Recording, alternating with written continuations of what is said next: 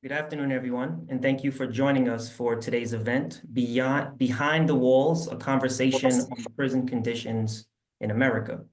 My name is Khalil Cumberbatch, and alongside Mark Levin, I co-lead the Criminal Justice Initiative here. I'm sorry, I co-lead the Centering Justice Initiative here at the Council on Criminal Justice. We're honored to have you all with us, and we're looking forward to the conversation.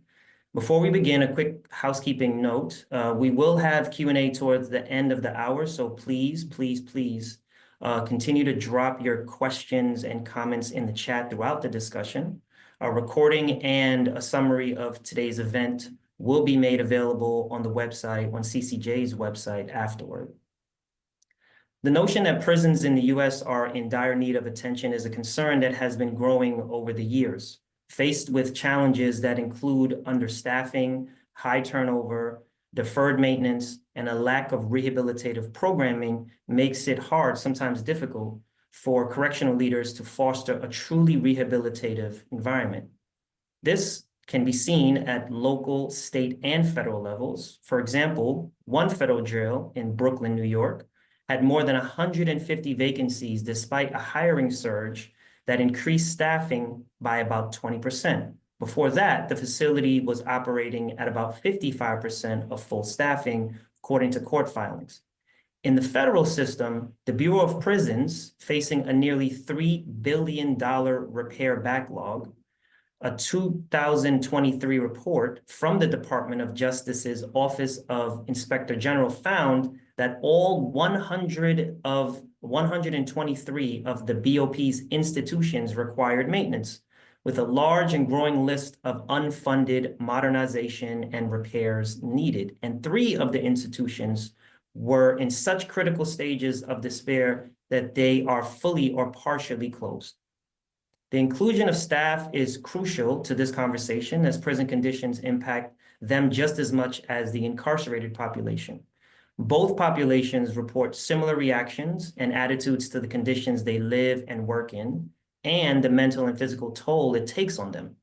This plays a significant role in the drop of correctional staff retention, which is concerning as prison populations have increased over the last few years. A report from Arnold Venture's Safe Prisons, Safer Communities campaign highlights this disparity, showing a 23% drop in the number of correctional officers employed by state governments between the years of 2012 and 2023. In 2012, states employed around 237,000 correctional officers. However, this number falls to around 182,000 in 2023. The same report also shows that in 2022, the last year with comparable data, the state prison population rose 2.2%, while the number of correctional officers continued to fall sharply. Mark, I'm turning it over to you. Yes, well, just to further elaborate on that, I think it's important to note that while certainly in the criminal justice policy community that we're in, the view is that we have a lot more work to do to improve prison conditions, we also have to recognize the reality that this isn't a high priority item for many Americans and for many policymakers. And it's understandable, of course, as where many of us who have been in state legislatures have seen, there's more emphasis, for example, on the condition of public schools. And obviously parents vote in high numbers, and people will argue that those kids didn't do anything wrong, whereas when we look at the prison population, for example, some will point out that 2/3 of those in prison are serving for violent offenses. And while my own view is that the purpose of prison is to rehabilitate and to also incapacitate people who would otherwise be a dangerous society, and that the loss of liberty is the punishment, not the conditions. There are those who don't have as much empathy or concern, and perhaps don't recognize, as Khalil said, that the people who work in prisons also face the very same conditions. Nonetheless, despite those obstacles, we have seen many examples of bipartisan interest in this topic. Actually, just this year, Georgia appropriated $600 million to improve conditions in their prison, which is an unprecedented commitment. of discussions around the January 6th defendants, some of the most conservative members of Congress expressed grave concerns about the really deplorable conditions in the DC jail, and which have included leaking plumbing, mold, vermin, unsafe temperatures. And of course, as we face a hot summer, we're dealing with the effect of prisons that aren't air conditioned in states from Florida to Texas. Although here in Texas, we've actually made a lot of progress on that. So, but we still have some dozens more prisons that need installation of AC.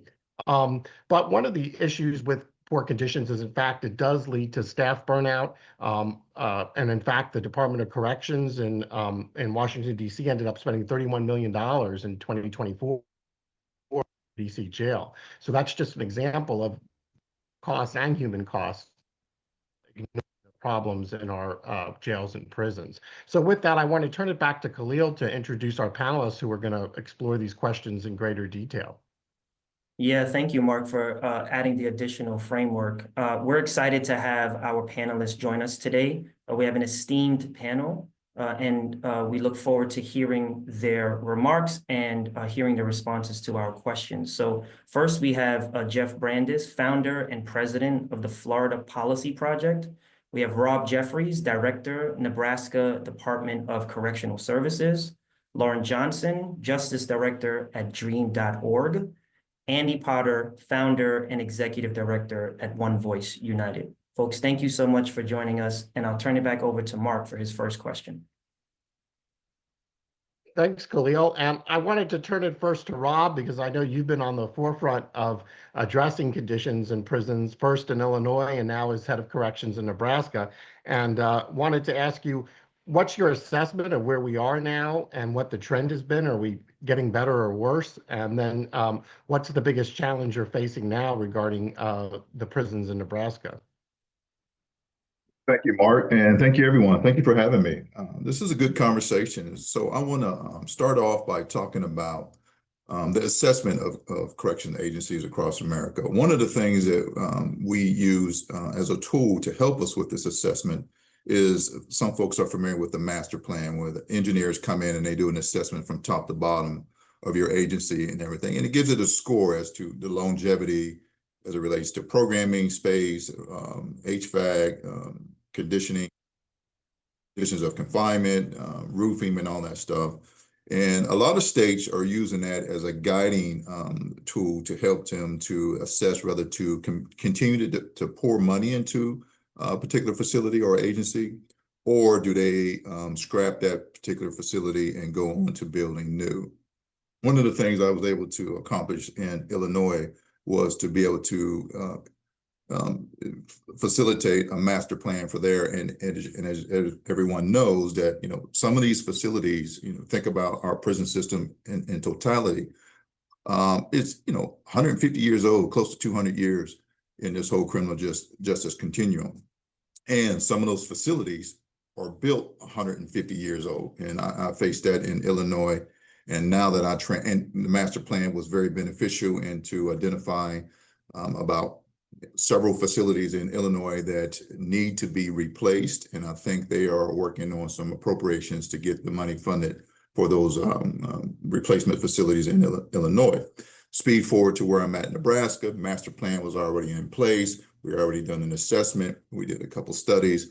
And what we found that we had a facility that's 130 years old plus, which is, and we decided to replace that facility. Because 130 years old, how many people have a house that's 130 years old? And what missions has changed at your facility, at your house? They're the same type of assessment that we have to do when we start looking at prison systems. We need to add extra rooms because we got a larger family, or we need to add programming space. We need to look at air conditioning, as you mentioned earlier, about what some states are moving towards and everything. And so here in here in Nebraska, we were able to, with our master plan, to be able to get some money appropriate to discontinue, and we will look at decommissioning our old facility and build a brand new facility that has more programming space. And it's more conducive for today's environment for rehabilitation.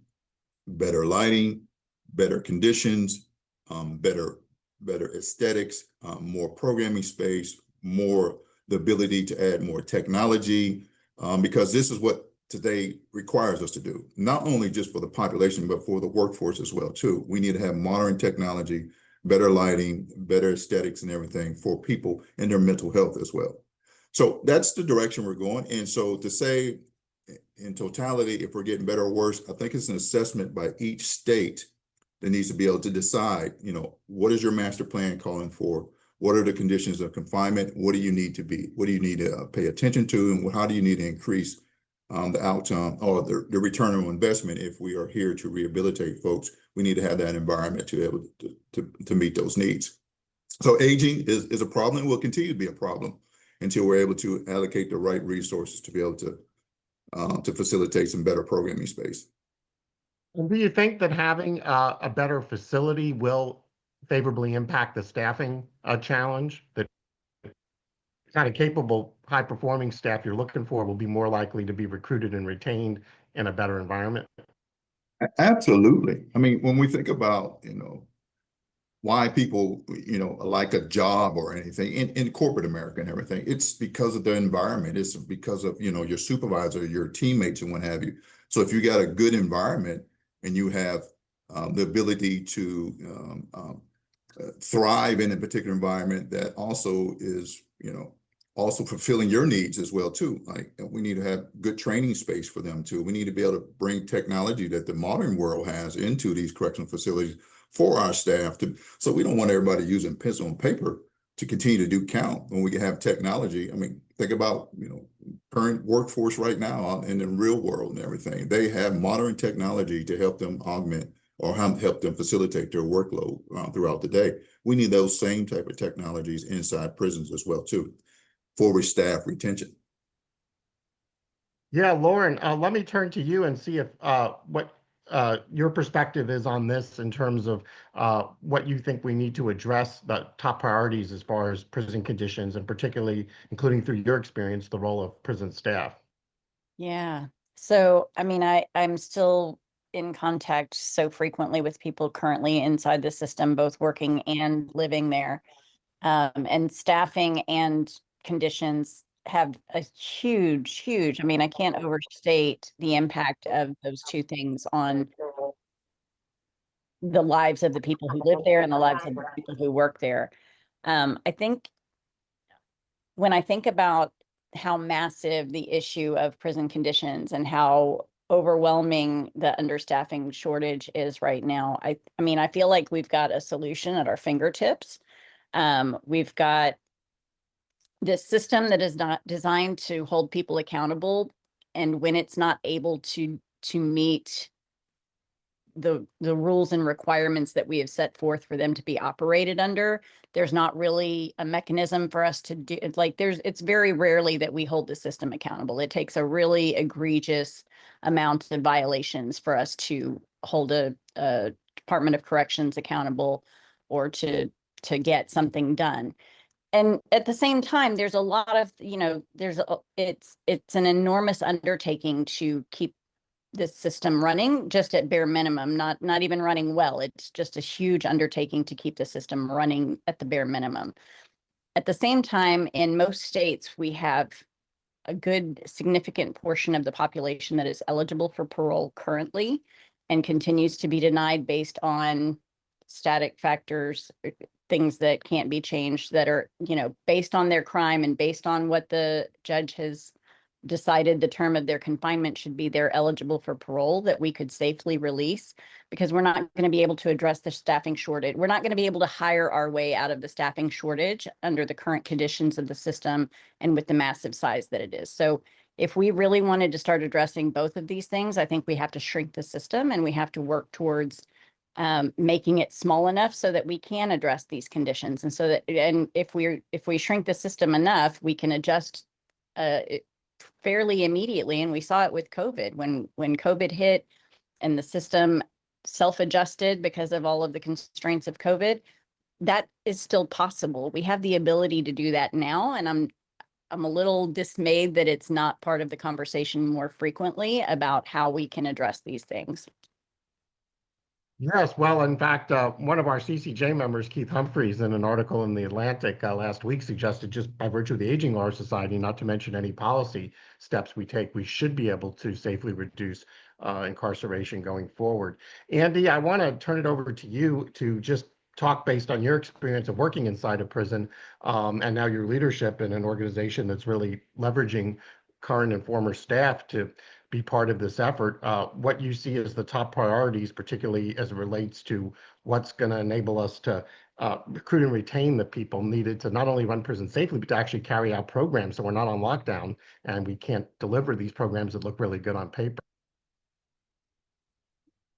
Yeah, thanks. Thanks for having me here, and I appreciate everybody on the panel and the work that they do as well. I'm just going to play off of what Rob said for just a minute. We are so linked with each other inside of these facilities that the conditions that somebody lives in are the same conditions that somebody is going to work in. If it's 100 degrees outside, you can imagine how hot it's going to be inside of some of these facilities. And I worked in all of those facilities. There isn't the narrative that there's air conditioning and things are so great in there is just a false narrative. And that's part of the deterioration of an entire system, not just the building, but the system seems to be collapsing on itself because what's needed isn't given. In some ways, think about the attention that needs to be brought to these facilities and to the system itself is overwhelming. And when you leave it on a director, Rob or anybody else, they've got great ideas, great intentions, and they want to make things different and better for anybody else that's coming in.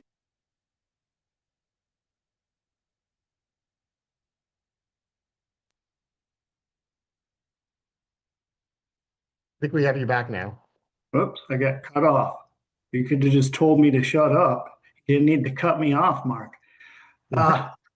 I think unless we all come together and start looking at what it's going to take to bring people into this environment to work and to thrive, like Rob suggested before, innovation, feeling like they're a part of something bigger, feeling like they're going to be able to come in and do the work that they signed up for. Corrections officers, they don't just maintain order. Like they're the first frontline person inside of any social interaction, any kind of reform that you want to make happen has to happen with their help and their involvement. And I do think having a clean, safe environment for people to work in and live in is part of the recipe of bringing people into this environment and keeping them and retaining them.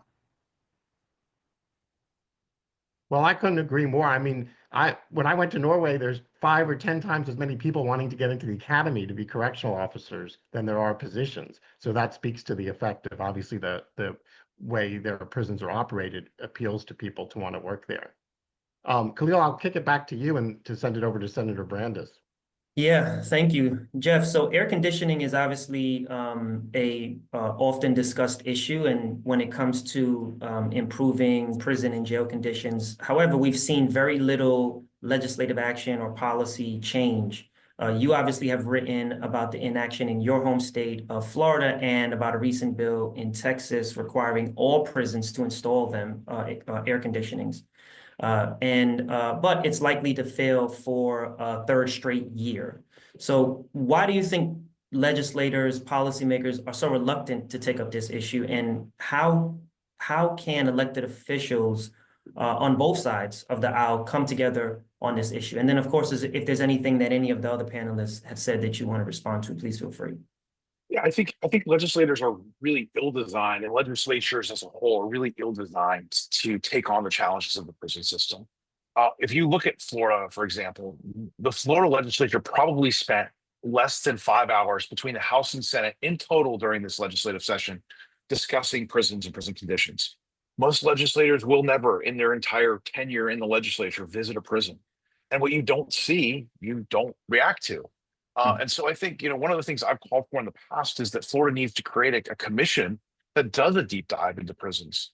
Look, I mean, if you're in prison in Florida, most of the population of Florida lives in Southern Florida. Most of the prisons were created as rural jobs programs in North Florida. So oftentimes people are separated from their families for multiple hours. Having prisons in rural locations, despite the fact that people just want prisons out of their area, generally creates a staffing challenge because there's just not a lot of people who live in those areas, and they largely become kind of company towns based around that prison.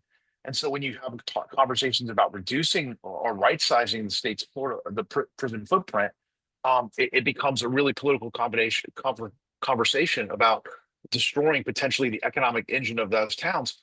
Although those towns can no longer support the prisons with staffing and servicing that the prison needs. And so we have deep challenges inside the states, and states, largely the legislators, are just not seeing these facilities. They're not spending time there.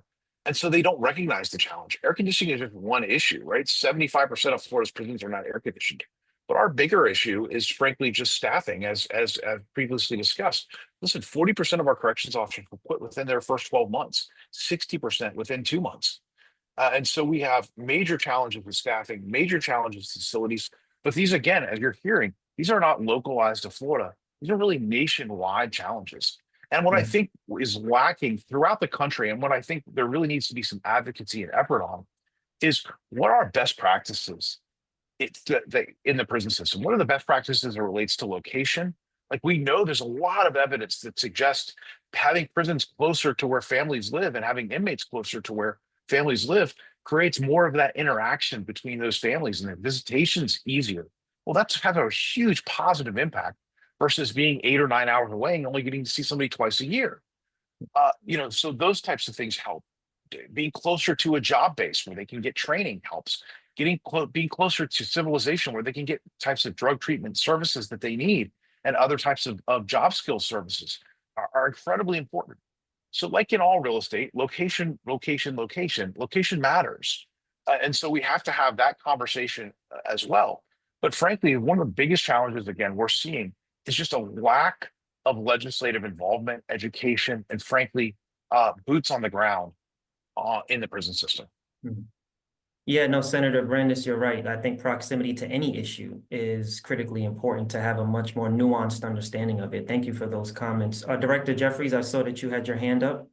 Did you want to respond to something? Yes, thank you for coming back to me. And so I just wanted to just reemphasize the importance of a master plan. As I mentioned early on, everything that everyone is talking about as far as the conditions of confinement, staffing, location, and programming space is all at your fingertips, and it becomes a third party assessment of your agency. So it doesn't.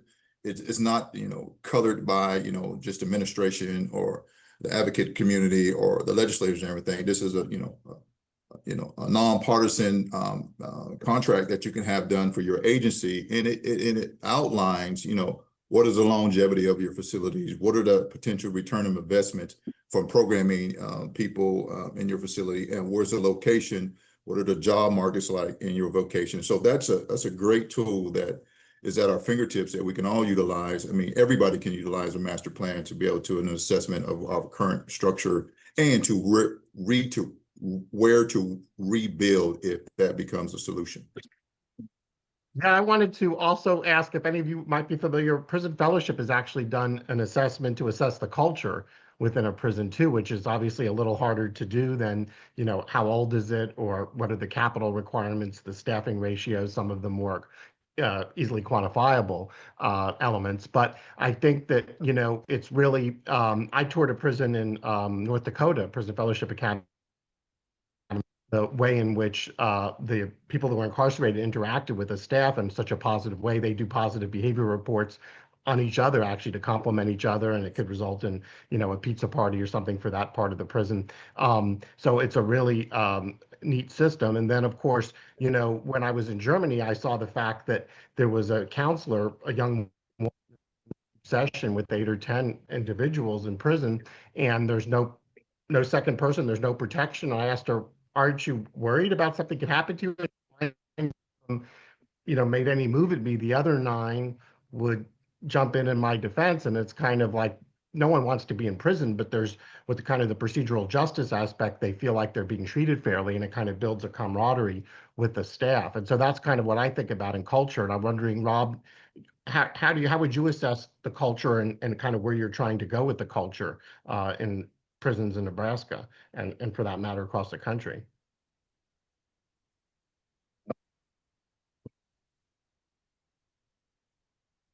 Can you hear me? Yep. Yeah. So culture, I look at culture as, how do staff feel working in an environment? What's the staff wellness? And what's the program availability? Because you want to cultivate a culture of success. The other key piece that I think people fail to realize is using the population to help facilitate program delivery as well too.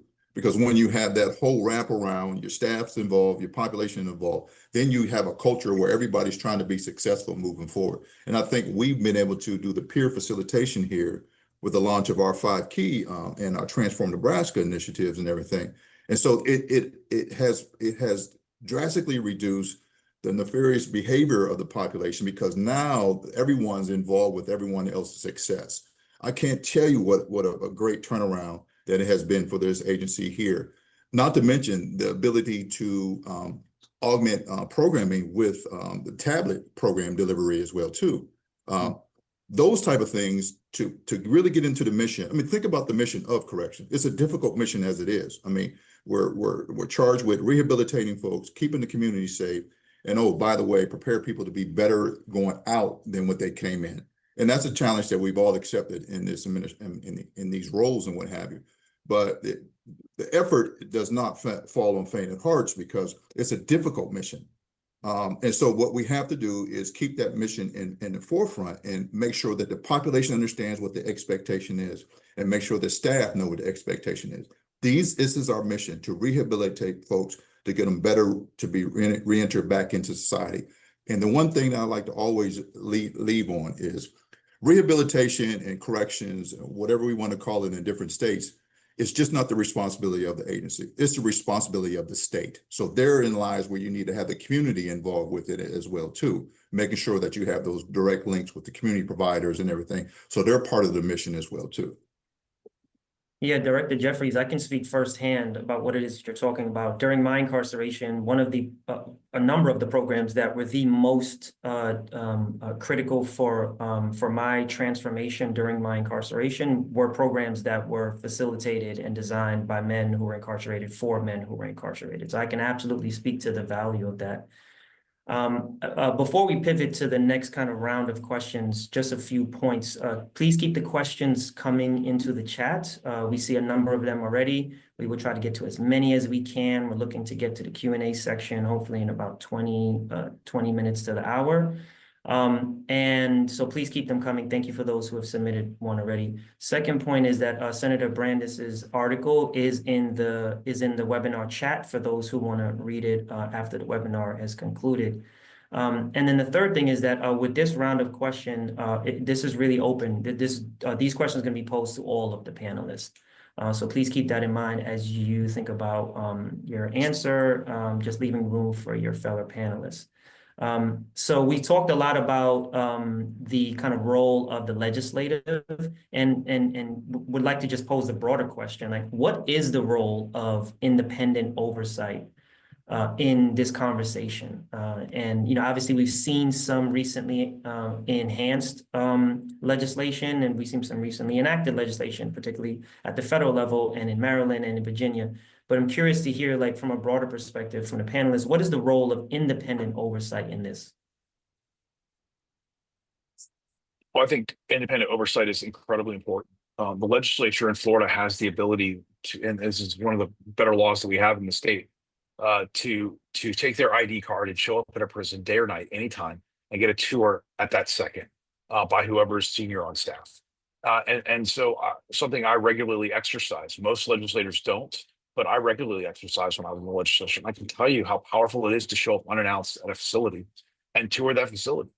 And it's terrifying the first few times you do it by yourself, but then you grow in confidence and you learn how to tour a facility and see that, what you're looking for in the kitchen. Is there soap in the inmate bathroom? Those types of things that you just don't normally think about on a day-to-day basis when you've toured many or dozens of facilities as I have, you begin to see those things. And so I think independent oversight, though, is something that is so critical, because legislators aren't going to do it on their own. They're not going to come up with their own set of they're not going to cite facilities. They're not going to spend the time. They frankly don't have the time in committees to have these types of overall conversations. And frankly, you need a group of experts, or frankly, even a group of caring lay people who are willing to work on this issue and make suggestions that the legislature can then either adopt or reject. But it comes to them in a prepackaged format where they're not spending a ton of time on it. They've already been vetted. They have solutions in hand. And frankly, the legislature do what they do best, which is write the check when they're willing to do that. But ultimately, without independent oversight, what you get is, if you solely rely on legislators, is you get apathy, and you get and you get largely a lack of concern, and frankly, just it's somebody else's problem to deal with. And if you don't have a governor that's championing this issue, then you have real challenges. You know, we have a governor who's been in office now for 6 years. He's never toured a prison in the entire time he's been in office. And that creates a real challenge for the state. Thank you, Senator. I think the only thing that I would add to that, dream.org has been working in several states, but Arizona recently just passed independent oversight. We're waiting to see if the governor vetoes it, even after having kind of championed the issue in the past. I think independent oversight is necessary, and it requires a level of commitment to the oversight. Like, we have to fund the oversight. We have to have accountability mechanisms. And that takes me back to the conversation that I was having earlier, which is the size of our current system is not manageable. We can't have effective independent oversight at the size of the institutions that we have, as well as with the understaffed. Like, there's not a way to have an institution running correctly with the current levels of understaffing, the current conditions. Like, it really does require shrinking the system, funding the oversight, making sure that the accountability mechanisms exist, and it's not just something to name all of the problems that we all already know exist. And I think that's one of the things that's really missing in overall in this conversation is, what are the best practices for operating a prison system?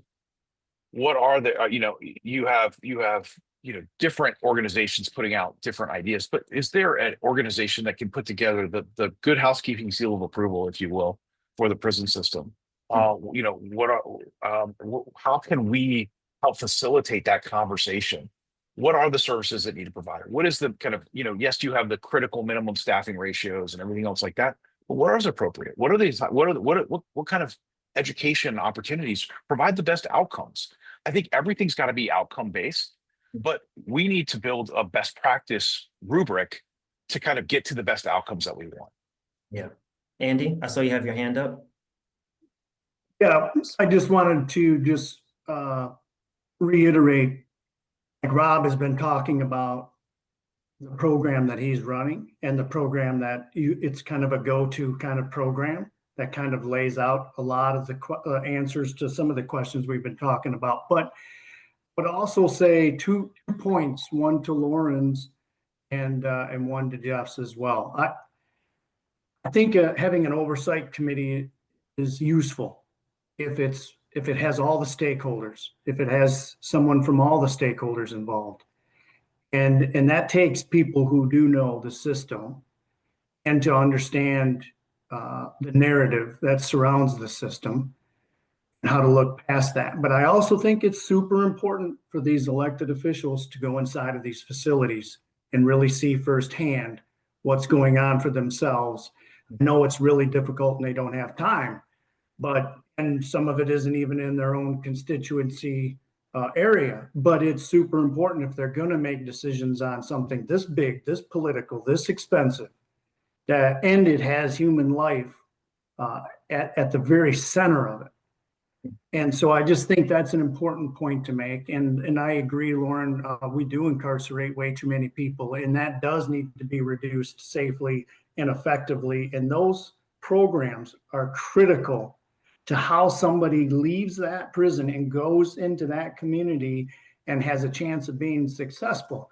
And if you don't have the staff, and if you're not looking at the staff as the true consultants as the professionals that can play a role in helping to shape that, if you're not doing that, well, then you're going to keep repeating the same exact problems. If you got to shut those programs down, everybody inside of those institutions are going to suffer.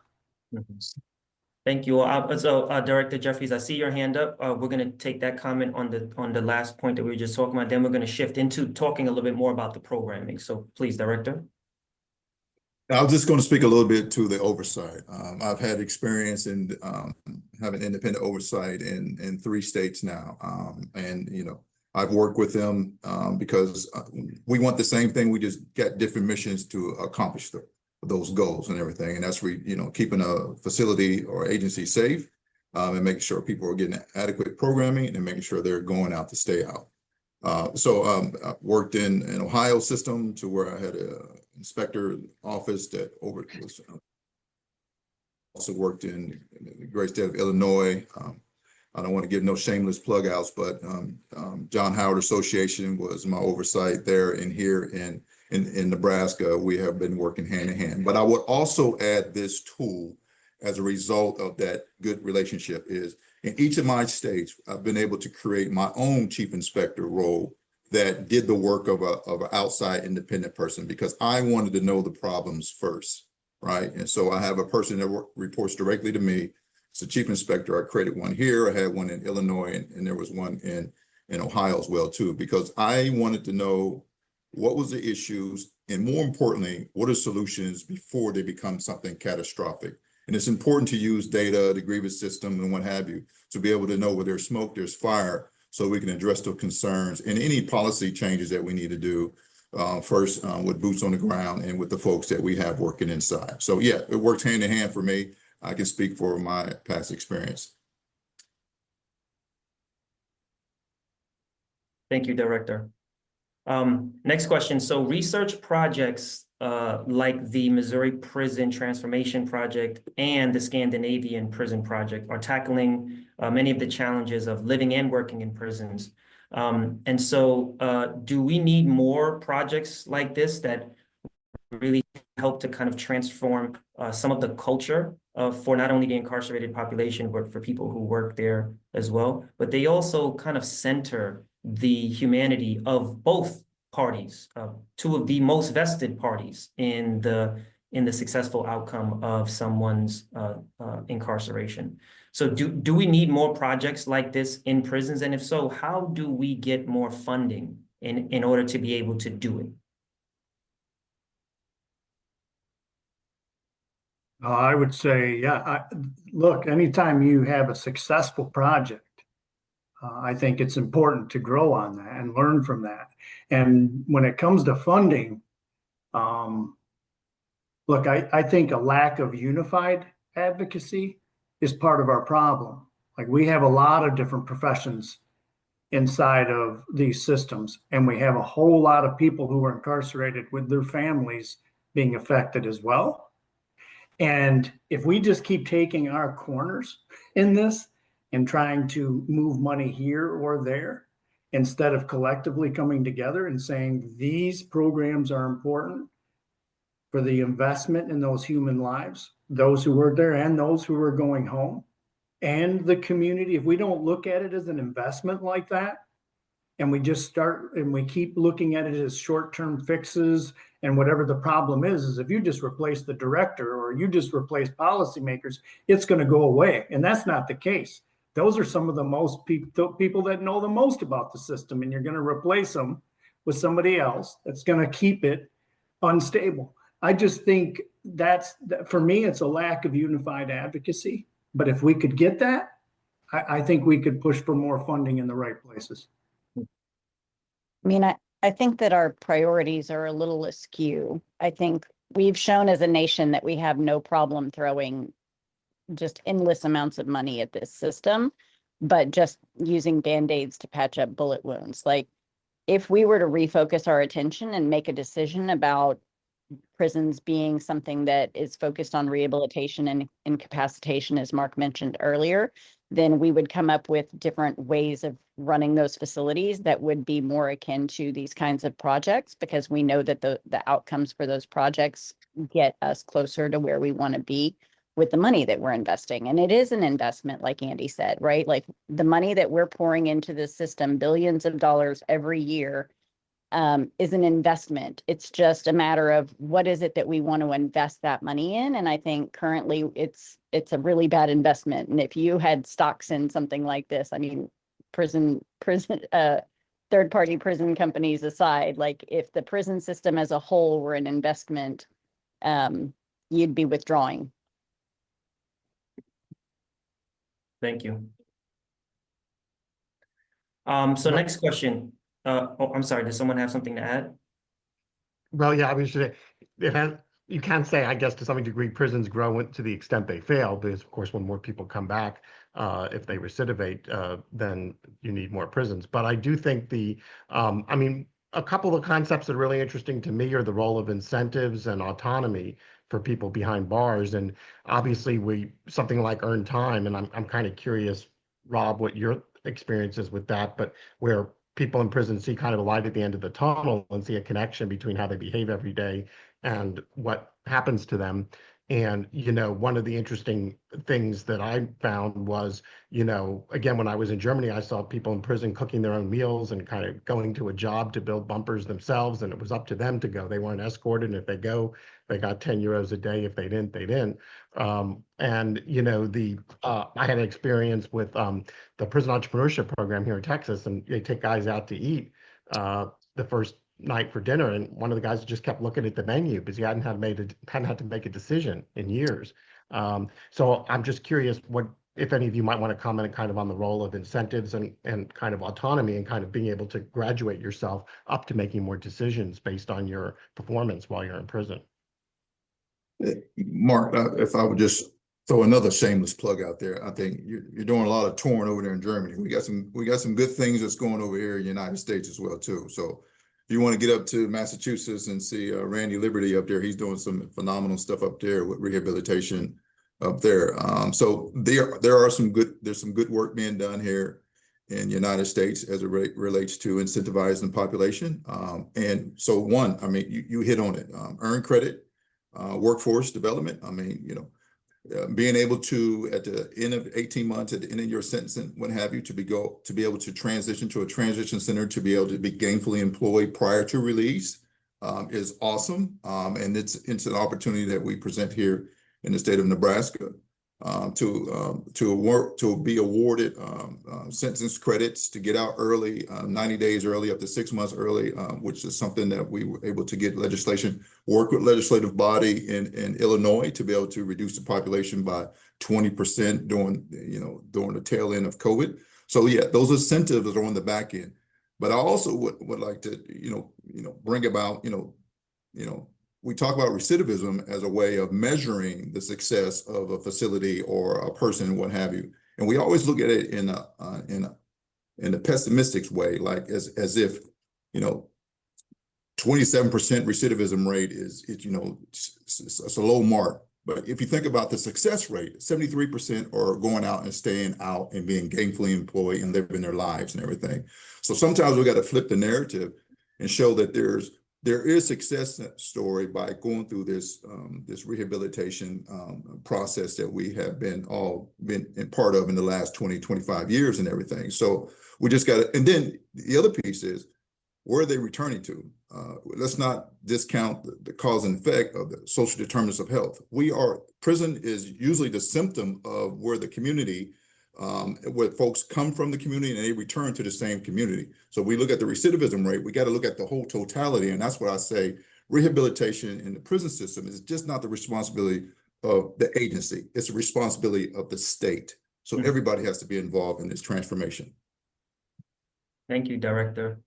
If I could pivot us to just talk a little bit about public opinion, how much of the way that prisons and jails are ran is really reflection of public opinion about the purposes of prison, incarceration, and detention, and the humanity of the people in them. And I'll give you two examples.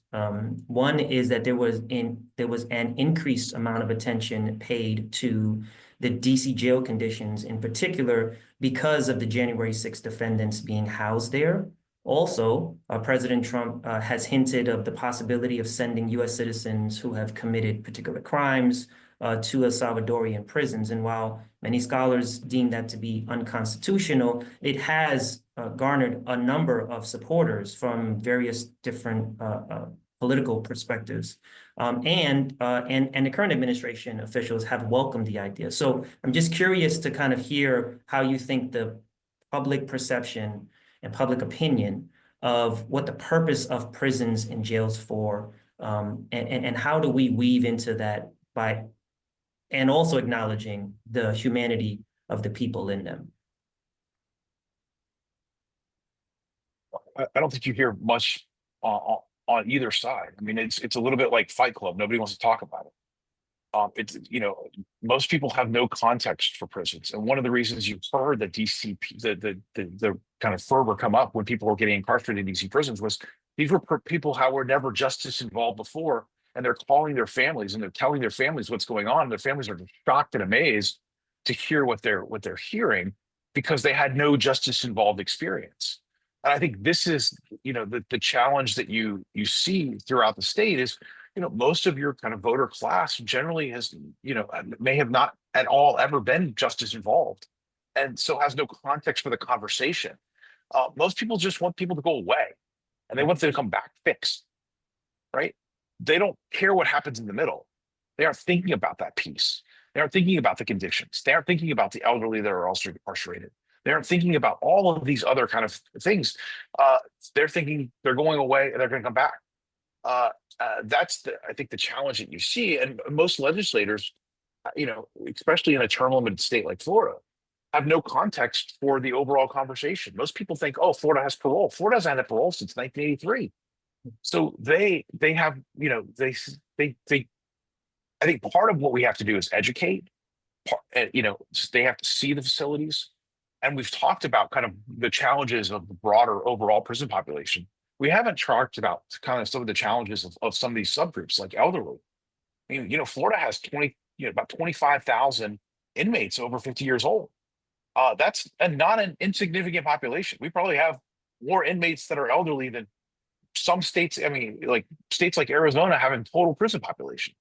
So I think, you know, there are huge challenges to deal with the overall prison population, but these subgroups create their own unique challenges that I think deserve individualized attention.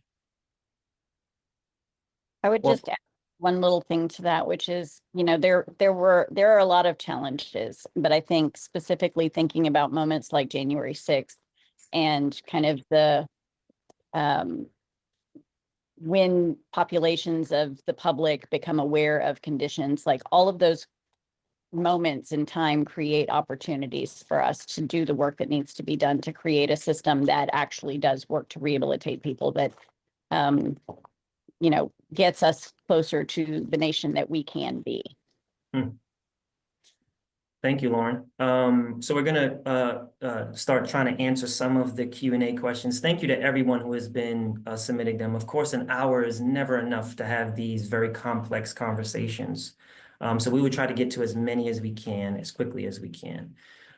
First question I'll pose, or first question we'll pose to you, Andy, is can correctional officer culture change be affected without wholesale systemic change?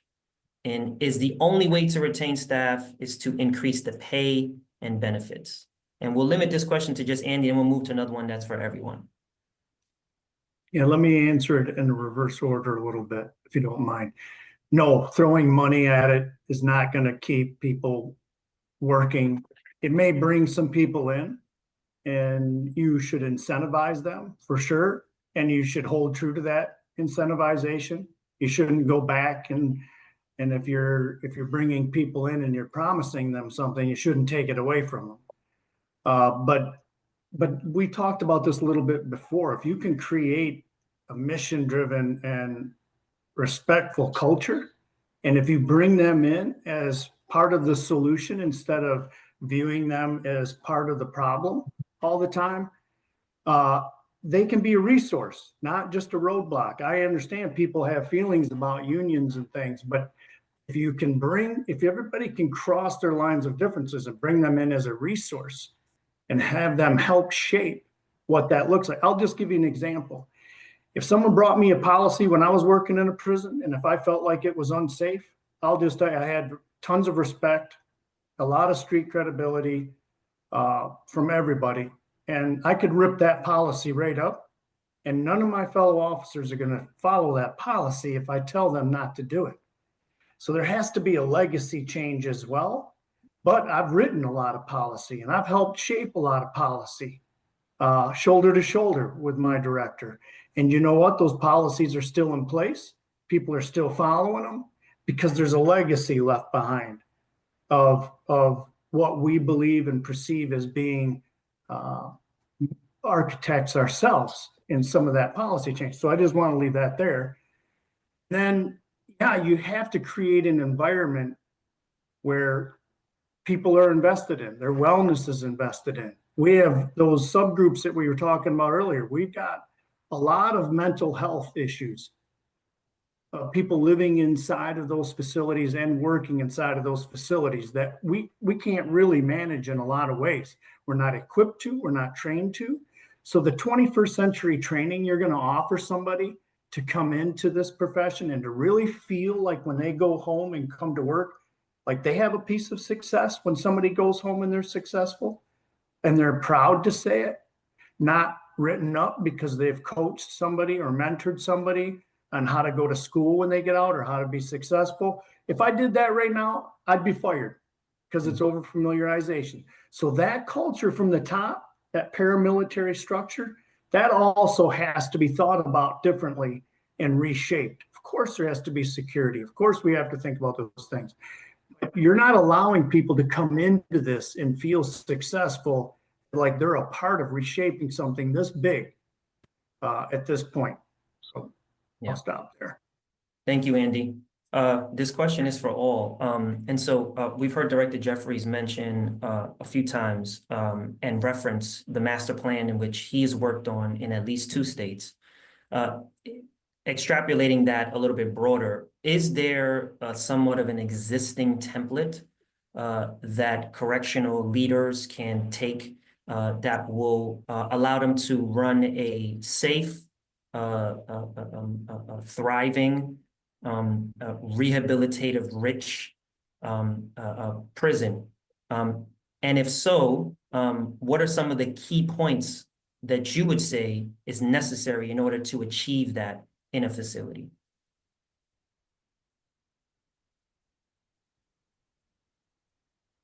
I can Mhm. speak to the process on how to acquire a master plan. And each state has to put out a RFP for solicitation to have a architect firm to come in and do an assessment. And as I spoke about, there's several firms out there. I've worked with several in one in Illinois and a different one here in Nebraska. But they will look at the infrastructure. They'll look at the longevity of everything from the exterior of the building to the roof, to the sewer line and everything. And then they'll look at the program space. They'll look at the aging of the population. They'll look at the staffing, the job market. And then they'll just look at, what are the potential outcomes if you invest money into, to restructure the facility, or will it be better off to rebuild a new facility? And so that's what it can bring about. So if that's something that a state is interested in, I mean, there's an RFP process through your procurement that will solicit, different architect firms to apply for. I'm sorry. Well, thank you, Director Jeffries. We had a few questions on technology, the role of cameras, including body-worn cameras in prison, as well as someone who's doing mentoring by Zoom with people in prison in Maine. And of course, we have a whole task force on AI, and so we're certainly looking at We actually were just talking to someone from a state system who they don't have enough staff to actually tally the earned credits that people in prison get from completing programs. So we said, well, maybe we should look at AI as a way of making sure people get their credits, which has also been a problem in the federal prison system. So any thoughts on kind of these or other technological solutions?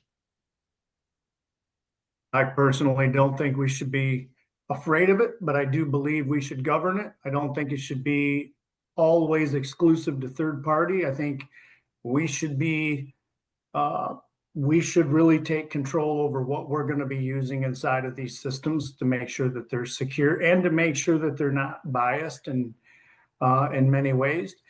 But I'm not, I think as far as I'm concerned, I try to lead many unions around the United States to get in front of this and be the experts of it, because it is going to change. It's changing every aspect of our life as we speak. So I would be really interested, Mark, in the work that you're doing on this, because I believe we should get in front of this, leapfrog in front of this, and use this to our advantage.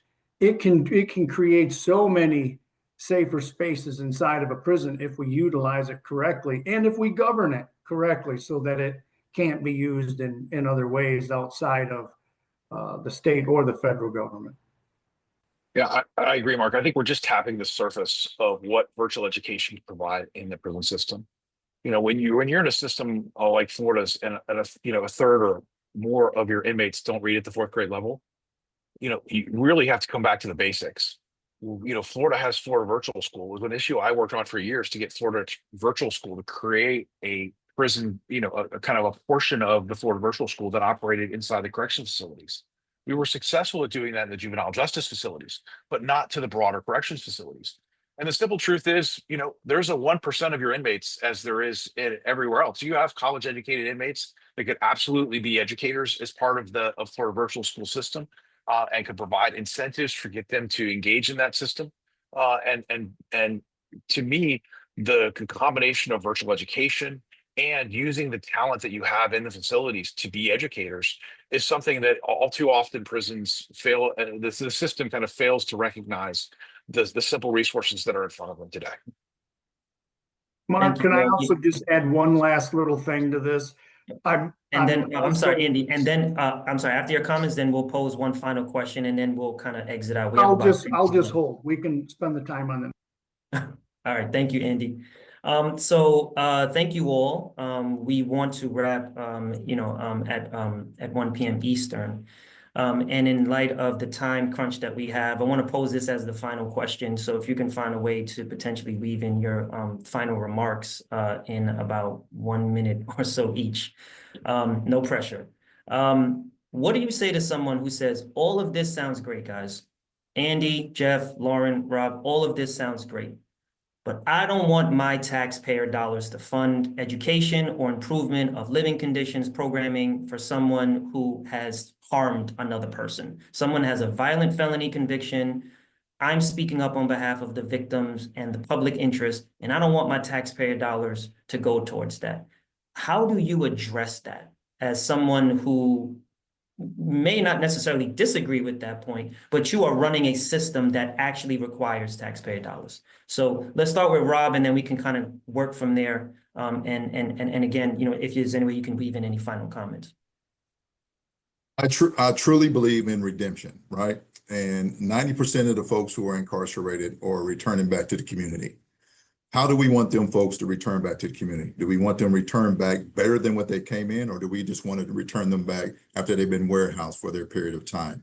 So we need to think about folks as humans, and we need to think about these are tax-paying people who can come back out to the community and add to the value of the state. Yeah, I think I answer this question a lot, and ultimately, if you want to stand up for victims, that's fantastic. And what I would counter with is that a significant, if not everyone in the prison system, has also been a victim of crime.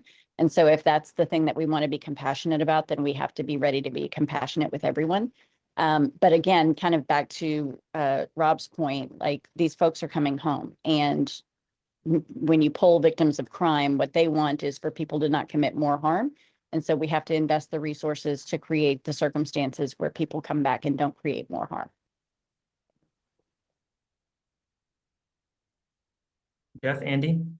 Yep, I totally agree with both what Rob and Lauren just said. I would just say that, we always have this or that thing going on. It's a this versus that, where we put money and resources. And I would say if this is America, if this is the greatest country on earth, then we should be able to do both and have people go home and invest in themselves and the community that they live in. But first, we have to invest in them up front and those who are working there. It's a crumbling system. So, Senator? But I have to reply to the people that people come from different faiths, but eventually, virtually all faiths call for people to visit people in prison.